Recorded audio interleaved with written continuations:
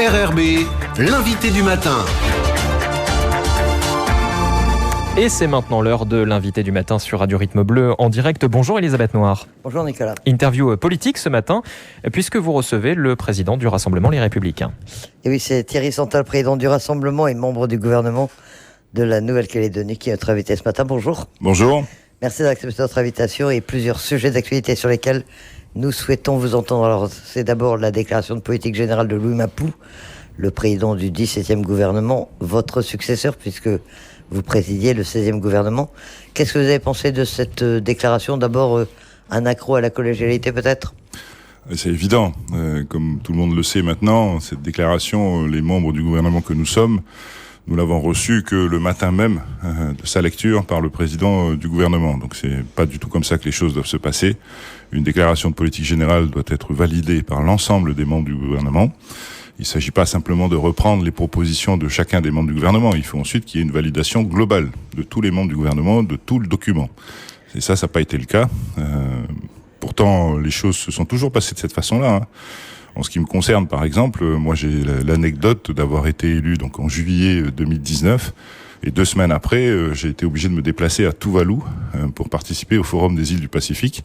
Et ben, ça m'a pas empêché d'échanger avec mes 10 collègues du gouvernement, du 16e gouvernement, et d'aboutir à un document à mon retour de Tuvalu avant de le prononcer, validé par l'ensemble du gouvernement. Alors que là, vous l'avez découvert à 1h du matin, c'est ça ? Alors, il nous a été transmis effectivement à 1h du matin, donc on a pu le lire très objectivement, parce qu'on dort un peu quand même la nuit, que le lendemain matin au réveil, juste avant qu'il soit prononcé à 9h du matin.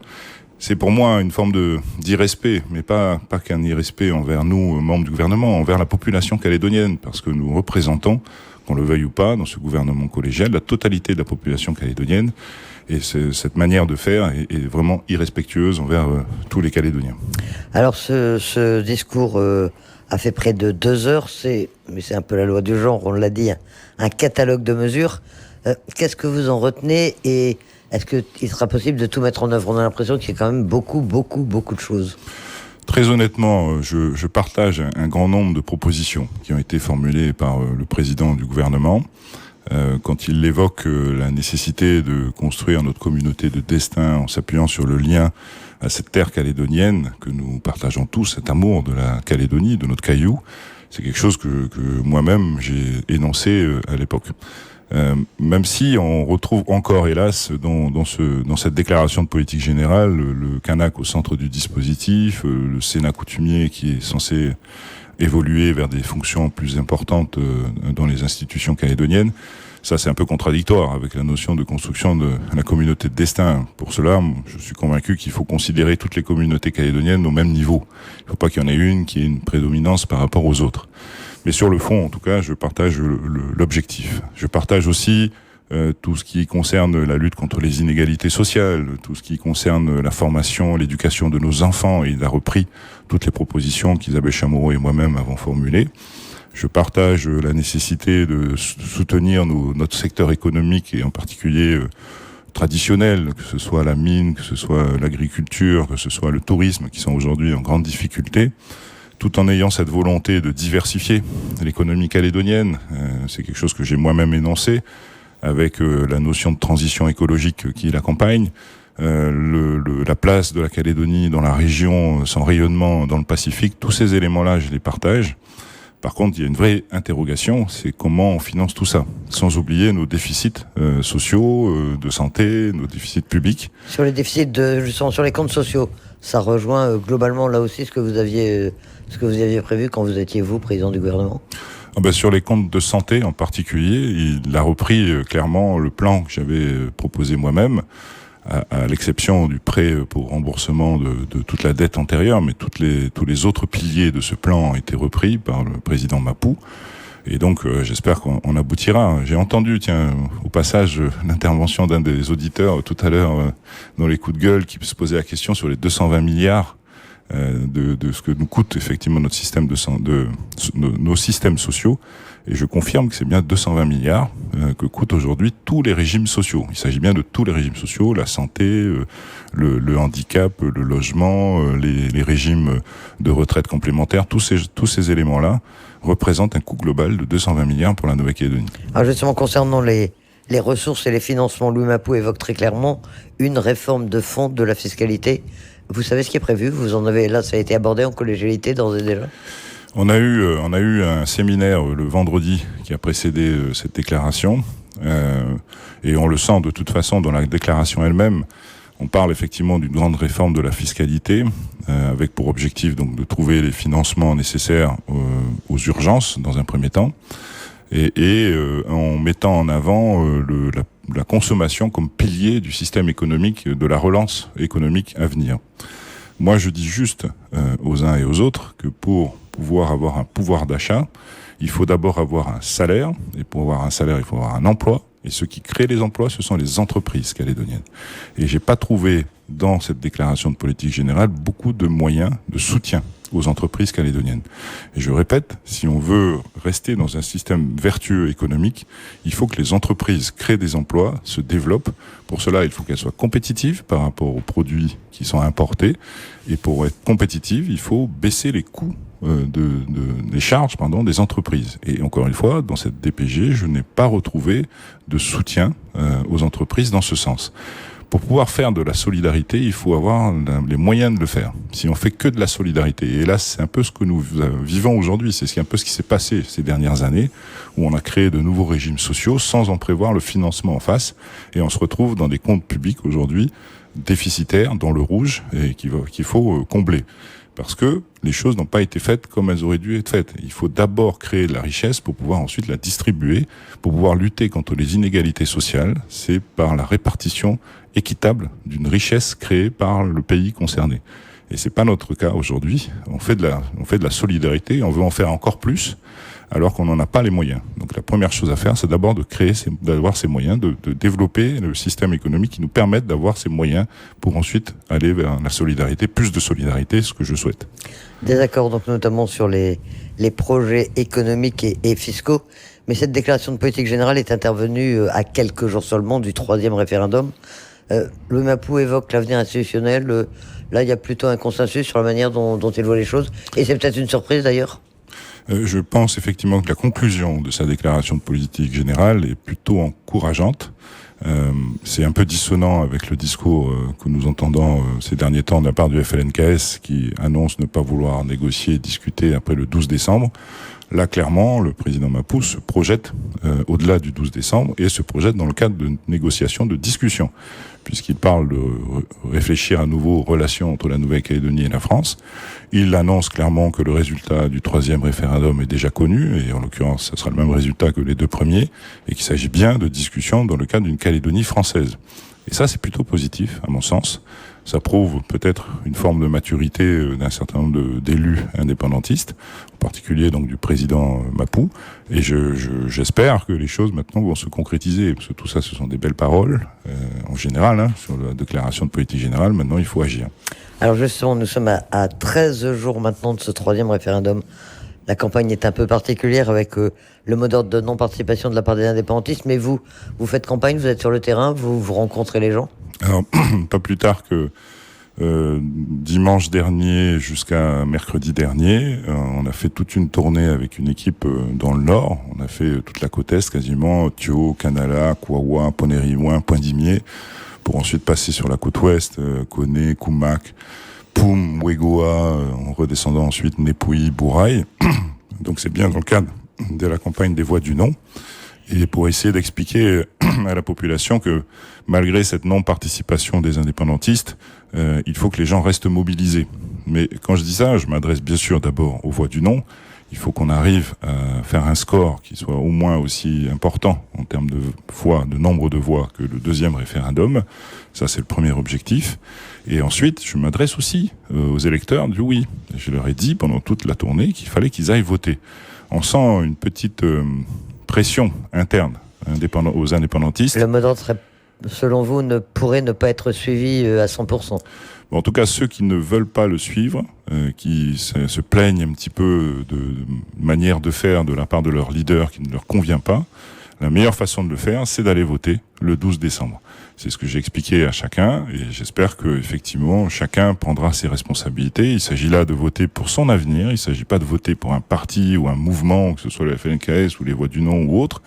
Il s'agit de voter pour son avenir et l'avenir de ses enfants. Et c'est ça que les gens doivent avoir à l'esprit le 12 décembre pour pouvoir ensuite aller voter et exprimer leur choix pour l'avenir de leur pays. Et les partisans du non à l'indépendance, vous avez le sentiment qu'ils sont mobilisés, qu'ils mesurent l'enjeu, ou on l'a beaucoup dit, que certains se disent c'est joué d'avance, les indépendants ils vont pas y aller, c'est pas la peine qu'on y aille, nous non plus. Est-ce que vous sentez ce sentiment-là dans la population ou non ?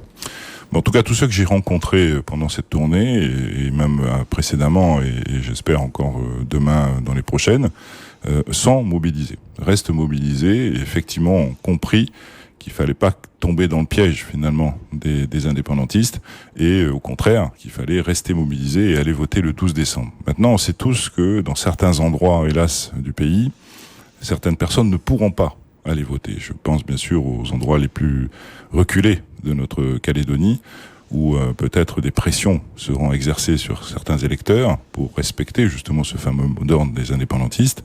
Et hélas, certains qui ont exprimé le non dans les précédentes échéances, on va dire consultations référendaires, ne pourront pas aller voter. Donc tous ceux qui peuvent voter, tous ceux qui peuvent récupérer des procurations, il faut qu'ils fassent ce qu'ils ont à faire pour qu'ils puissent s'exprimer le 12 décembre prochain. Le 12 décembre, c'est dans quelques jours, et après, qu'est-ce qui se passe ? Comment est-ce que vous voyez les lendemains de ce troisième référendum ? Peut-être pas le 13, mais disons dans les jours qui suivent, dans les mois qui suivent. Très honnêtement, je crois que pas grand-chose va se passer tout de suite après le 12, parce que on le sait tous, des échéances nationales qui vont arriver, en particulier présidentielles. Donc le troisième acteur qu'est l'État va concentrer son énergie sur cette élection présidentielle nationale. Nous aussi, en l'occurrence ici en Nouvelle-Calédonie, chacun y participera avec les convictions qui sont les siennes. Donc je pense pas qu'il y ait grand-chose qui se passe pendant les premiers mois de l'année 2022.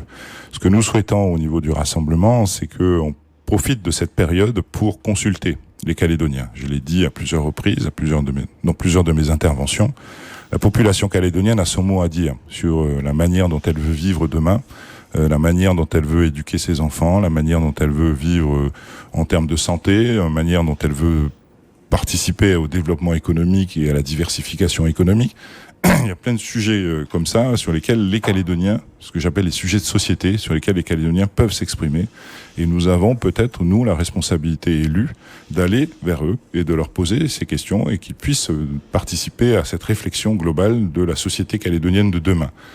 Ensuite, la responsabilité qui sera la nôtre, nous élus, ça sera de discuter de l'organisation institutionnelle du pays qui correspondra le mieux à ces attentes qui vont être exprimées par la population calédonienne. C'est comme ça que moi j'envisage les choses et que j'espère que peut-être en milieu d'année 2022, qu'on puisse commencer véritablement des discussions sur le fond à les trois partenaires, que ce soit l'État, les indépendantistes et nous-mêmes, pour trouver donc ce projet de société qui convienne le mieux à tous les Calédoniens, toutes sensibilités confondues, que chacun trouve sa place, que toutes les communautés calédoniennes se sentent légitimes ici en Nouvelle-Calédonie. C'est cet objectif-là que nous devons avoir. Selon vous, les indépendantistes accepteront de participer à ces discussions ? Je pense que tout de suite après le 12, pas forcément, parce qu'il y aura peut-être une réaction un petit peu de fierté, enfin je vais l'appeler comme ça, mais je crois quand même qu'un certain nombre de leaders indépendantistes ont bien conscience de la situation dans laquelle nous nous trouvons et auront la responsabilité demain pour se mettre autour de la table et discuter avec nous pour trouver encore une fois le projet de société et la société calédonienne qui nous conviendra le mieux à tous et qui permettra surtout de nous projeter vers l'avenir et de nous projeter surtout pour nos enfants et nos petits-enfants. Vous parliez il y a un instant de l'élection présidentielle, c'est l'un des thèmes que je voulais aborder également avec vous, puisque le Rassemblement est une fédération des Républicains qui doivent désigner leur candidat à la présidentielle. Et en fait, vous avez organisé, ça a été peut-être un peu discret étant donné le contexte, étant donné la campagne référendaire, vous avez organisé toute une campagne en interne pour l'élection du président des Républicains. Effectivement, on doit désigner cette semaine notre candidat à l'élection présidentielle. C'est une campagne qui a été centrée effectivement sur les adhérents républicains en Nouvelle-Calédonie, donc pas public. Mais nous avons informé régulièrement tous nos adhérents de toutes les rencontres qu'il pouvait y avoir avec les différents candidats, les 5 candidats. On a même organisé des visioconférences avec 4 d'entre eux. Le 5e ne l'a pas demandé. En l'occurrence, on a fait des visioconférences avec Madame Pécresse, avec Monsieur Bertrand, avec Monsieur Ciotti. Demain soir, on en aura une avec Monsieur Juvin. Donc Monsieur Barnier n'a pas souhaité organiser ce genre de rencontre, mais une visioconférence spéciale Nouvelle-Calédonie, je parle, parce qu'il y a eu bien sûr bien d'autres visioconférences au niveau national dont on a tenu à informer tous nos adhérents pour qu'ils puissent consulter et faire le choix qui est le leur le plus adéquat possible pour notre candidat futur aux élections présidentielles. Alors c'est un phénomène qu'on a constaté un peu partout en métropole en tout cas. Est-ce qu'il y a une augmentation des adhésions pour pouvoir participer justement à ce vote, à ce scrutin? Avant de répondre à votre question, Madame Noire, juste informer nos auditeurs et en particulier nos adhérents qu'ils n'oublient pas que le premier tour de cette élection de notre candidat se tiendra le 1er et le 2 décembre prochain, donc mercredi à partir de 18h, mercredi soir jusqu'à minuit, jeudi soir. Et s'il y a un deuxième tour, il devra se tenir, lui, à partir de vendredi 18h jusqu'à samedi minuit. Et on mettra à disposition les outils nécessaires à tous nos adhérents pour qu'ils puissent s'exprimer, puissent voter, y compris on laissera ouvert la permanence du rassemblement toute la journée de jeudi pour que les gens puissent se renseigner et toute la journée de samedi. Un vote électronique, bien sûr. Un vote électronique, effectivement. Et pour répondre à votre question, on a constaté, vous avez raison, une augmentation du nombre d'adhérents depuis que la campagne interne a été lancée pour l'élection. Ici, en Nouvelle-Calédonie, on a, nous, pu obtenir 200 adhérents supplémentaires du fait de cette campagne interne pour le candidat. Et vous me disiez tout à l'heure que la Fédération de Nouvelle-Calédonie était même la plus importante de l'outre-mer. En termes de nombre d'adhérents, nous sommes effectivement la fédération la plus importante de tout l'outre-mer. La personnalité du futur ou du président de la République qui sera élu en avril prochain, ce sera, on imagine, un élément important étant donné le calendrier pour l'avenir de la Calédonie. C'est essentiel. Il faut absolument que le futur président qui sera élu par les Français et par nous tous soit d'abord moteur dans les discussions à venir pour inciter tout le monde à se retrouver autour de la table.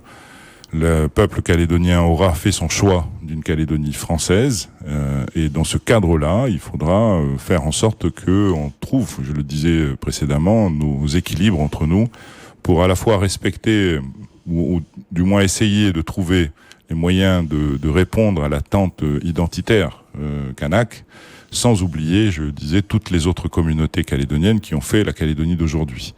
On a la chance d'avoir maintenant une France qui nous donne cet espace de liberté, c'est M. Sarkozy qui l'a utilisé ce terme, tout en nous maintenant au sein de sa République, nous aurons cet espace de liberté pour nous diriger nous-mêmes. C'est déjà beaucoup le cas aujourd'hui, ça sera encore à nouveau le cas demain.